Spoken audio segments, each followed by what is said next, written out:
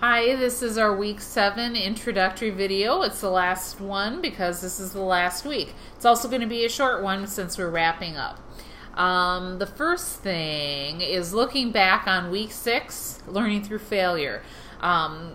Good conversations from those who participated, and we completed our crowdfunding project, which I would say was a success and not a failure. We were able to raise about, I think it was 260, 270 was the final total. It was over halfway to what our goal was, which I think is a great indication of success. And the Elroy Food Pantry will be receiving a check from First Giving for $244. That's minus their fees and Indiegogo's fees. So I feel like this was a successful project. That's a lot of money for the Elroy Food Shelf to be able to buy toiletry items for their people, and that's a significant inventory of toiletry items that they wouldn't have had otherwise. So great job and good work on that. One of the goals that I had in doing this project was to introduce you to the idea of crowdfunding, which is a relatively new way of doing fundraising. And I hope it demonstrated that in a short amount of time, with a minimal amount of effort, you can raise significant funds for a small-scale project. I hope that you will continue to use this for other service groups you're working with. You can even use this for any project you have. It doesn't necessarily have to be a nonprofit organization or service group. It could be any project that you have that you want to get other people involved in by investing in your project. So yeah, I hope you at least got a starting point with the skills involved with using crowdfunding, and we'll be able to fine-tune those skills in the future as you use crowdfunding for other things. So this week, our topic is celebrating success, and we've got a lot of things due this week that are wrapping things up. So I'm going to kind of go through this list so you know exactly what's going on. First of all, there are 2 summary responses that are due. They're the week 5 and week 6 summary responses are due on Monday. And this is a little different than other weeks. Other weeks, there was 1 summary response due, I think usually on Sundays.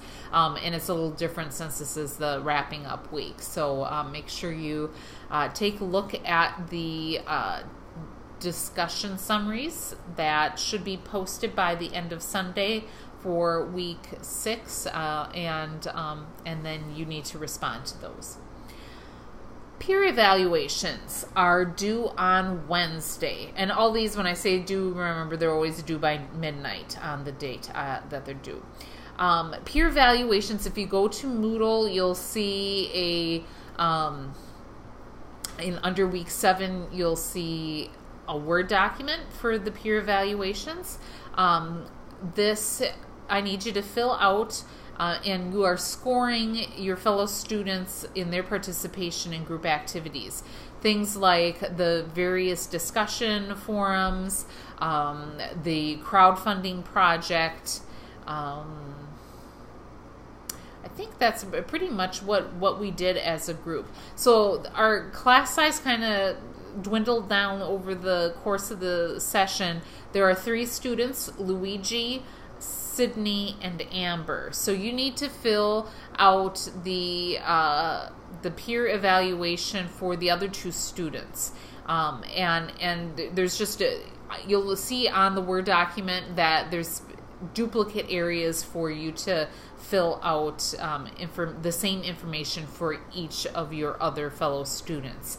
And I need you to fill this out for everybody who's still enrolled in the program or in the course besides you, regardless if they participated or not. They were enrolled in the course, and so I need to have that material on file for them.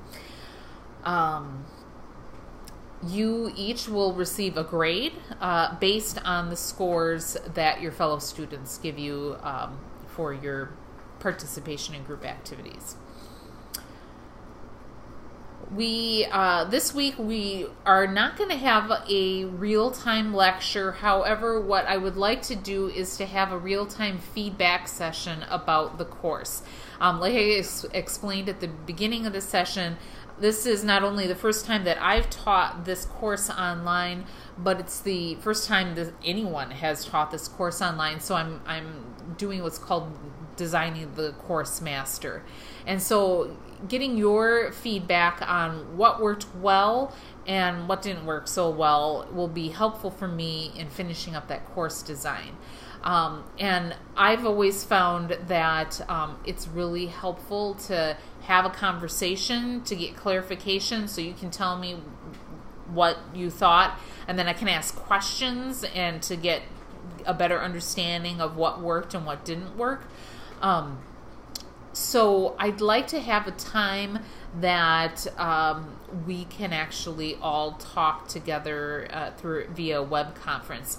And I know that the Wednesday 1 p.m. didn't seem to work for anyone over the session. So I'm assuming that if I go on Wednesday at 1, no one's going to be there, and that's not going to be an effective way to get feedback from you. So if you could please get back to me in the next day about a list of times of when you're free over this last week, and then I'll figure out a time that works for all of us to get together via web conference so that we can connect. And I'd really appreciate that. I will find that's very helpful to me. There also is the traditional course evaluation that I believe you should have a link somewhere not on the Moodle course site, but somehow, however they normally let you guys know about the online course evaluations, please fill out the course evaluation for this course for me. I'd appreciate that too. All right. There is a post-service learning survey, and that is due on Thursday. The link, it's like a SurveyMonkey survey, so the link for that is in the week 7 section. And this is part of the university's assessment process on how effective this course is, if it's doing what they're hoping it does for students. If you remember at the beginning of the session, you filled out a pre-service learning survey, and they'll compare your responses between these two surveys to see how your perceptions, attitudes, biases, what has changed with you from the beginning of the course to the end of the course. So please take some time before Thursday to complete that, and it's a really short online thing. And then we have the biggies, the final integration paper and presentation. Both of those are due by Friday. Make sure that you look at the rubric for the final integration paper closely. It is different than the rubric that you've been using for the 3 reflective journal papers. Even though the guidelines that you may be using as an outline as you're writing is similar between the journal papers and this integrative paper, the rubric that is being used to grade you is different, and it's very different actually. So take a look at that to make sure that you are addressing all of the criteria that that rubric is looking for. For the visual presentation, there is a different rubric for that. It's got its own rubric, and so make sure you take a look at that as well. Everything needs to be submitted via Moodle by midnight Friday, and I'm not able to accept late submissions on these on the final paper or the final presentation, because these are it's the integrative paper is used in that assessment process, and so I have to submit your papers to the assessment committee, and it goes into this whole research process. If you don't remember, or maybe you missed that announcement, if you look under, go to announcements, and the announcement was titled VUSM Common Assignment Assessment. That explains what I'm talking about here, and there's some guidelines in there about how you need to name your file before you submit it via Moodle, because they need the file names a certain way. So take a look at that and let me know if you have any questions about how you're supposed to do the file name or whatever. But I really need to emphasize that I cannot accept late submissions for either the final integrative paper or the final presentation. If I don't receive those things by Friday midnight, you're gonna receive an F on them, and I really don't want to do that. So whatever you have, send to me by midnight on Friday. And the very last thing that there is due is the service hour log, and this is the sheet that you should have printed off at the beginning of the session. That is where you kept track of your instances of service.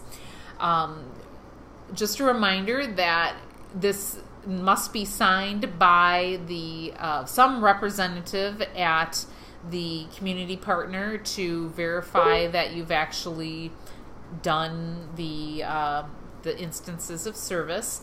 And as a reminder, the minimum requirement for this course was 8 instances of 1 hour each minimum. So what I'll be looking for on that log for you to get full points is that there are at least 8 times that you did service, and that each of those 8 times was at least an hour or more. I think that is it. So, in some ways this is a laid-back week, because I haven't, we're not doing a lot of discussion stuff. There aren't, outside of the final paper and presentation, there's not a lot of writing. Not that the final paper and presentation isn't a lot of writing, but that's why this is kind of a more subdued week, because I wanted you to have plenty of time to focus on getting those things done by Friday. If you have any questions about the final paper presentation, please get in touch with me. I'm happy to answer any questions you have. And all those other last bits, they are really little bits. They should take you very little time, but don't neglect them, because many of them are graded items, and this last week a lot of grades will be appearing. Scores will be appearing on your grade if you've been looking at your grades on Moodle. You'll see a lot of stuff starting to show up that have just kind of been sitting there because now we're wrapping up and things are completed. So yeah, that's it. So please let me know by the end of Monday what times you're free the rest of this week, so that I can schedule a web conference for us to all talk together. That would be really helpful for me. So thank you very much, and have a good week. Bye-bye.